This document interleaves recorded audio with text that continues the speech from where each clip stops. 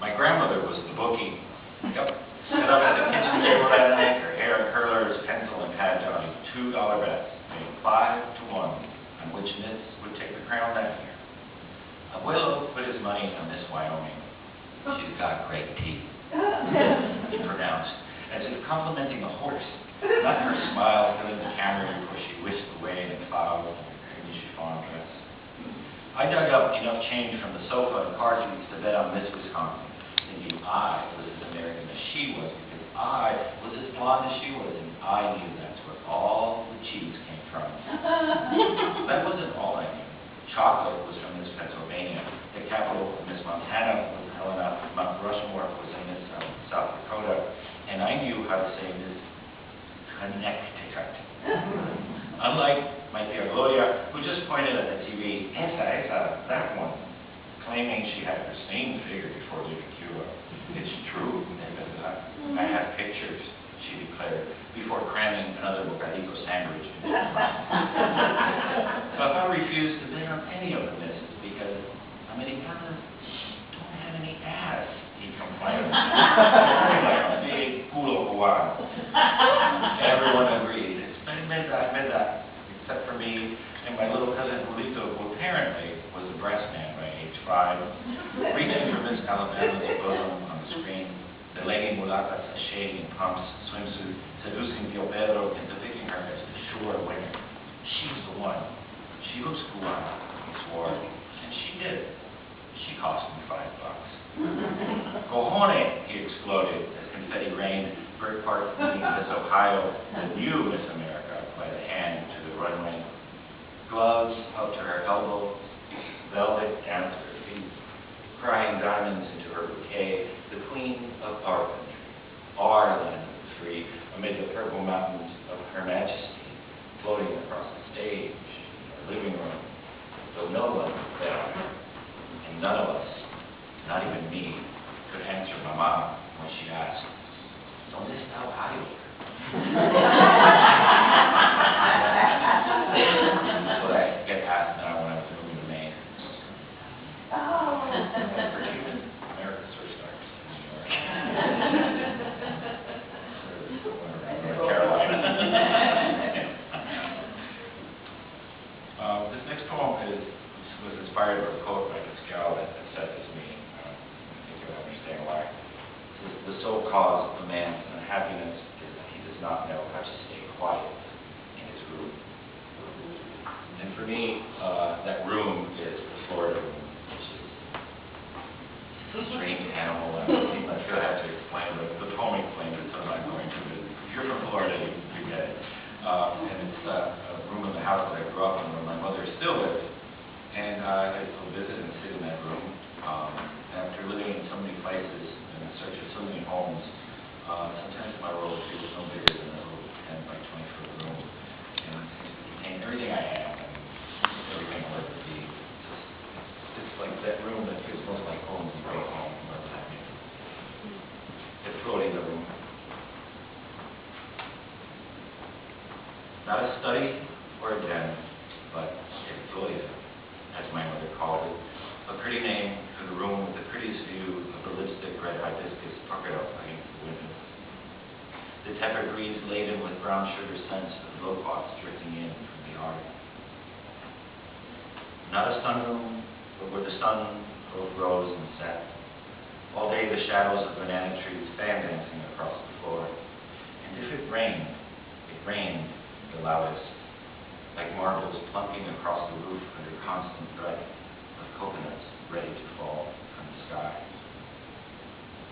Not a sitting room, but a Florida, where I sat alone for hours with butterflies frozen on the polyester curtains, and faces of Yadro figurines, fat angels, clowns, princesses with eyes glazed blue and gray, blazing from behind the glass doors of the wall cabinet.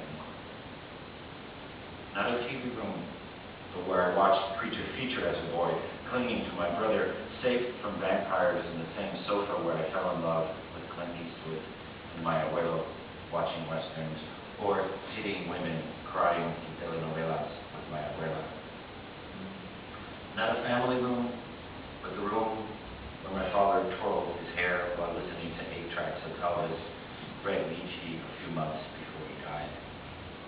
So my mother learned to dance alone as she swept, and I learned salsa pressed against my tía Julia's enormous boots.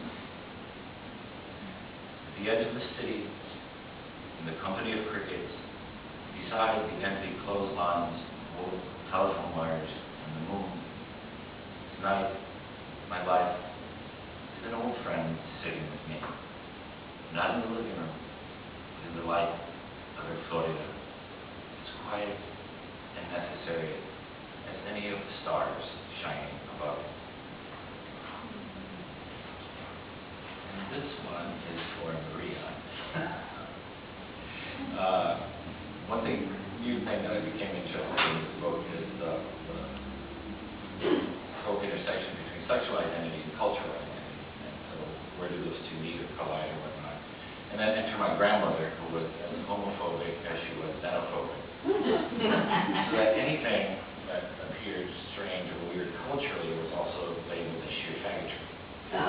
So we're talking things like Legos, Fruit Loops, Play-Doh. Anything she didn't understand was gay. So my childhood was hell in that regard. I wrote this poem first thinking it was this sort of angry poem. And the first time I read it, someone chuckled, and as I kept reading, more people chuckled, and I started chuckling, and the room was roaring. And I thought, damn, she still can't even get back at her. Somehow she related this poem to being a humorous, loving poem about her in some way. I think in between the lines it's not. But anyway, this is in her voice, and it's called Queer Theory, according to my grandmother.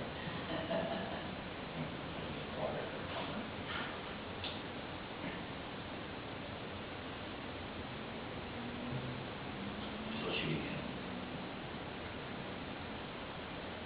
Never drink your soda with a straw. Milkshakes? Maybe. Stop eyeing your mother's Avon catalog and the men's underwear in those Sears flyers. I've seen you. Stay out of her Tupperware parties and perfume bottles. Don't let her kiss you. She kisses you much too much. Avoid hugging men. If you must, pat them real hard in the back, even if it's your father. Must you keep that cat? Don't pet him so much. I mean, why don't you like dogs? Never play house, even if you're the husband. Quit hanging out with that Henry kid. He's too pale, and I don't care what you call them, those G.I. Joes of his are dogs. Don't draw rainbows, flowers, sunsets. I've seen you. Don't draw at all. No coloring books either. Put away your crayons, your Play-Doh, your Legos. Where are your Hot Wheels, your laser gun and handcuffs, the knives I gave you? Never fly a kite or roller skate, but light all the firecrackers you want. Kill all the lizards you can. Cut up worms. Eat them to that cat of yours. Don't sit Indian style with your legs crossed. You're not an Indian. Stop click-clacking your sandals. You're not a chorus girl.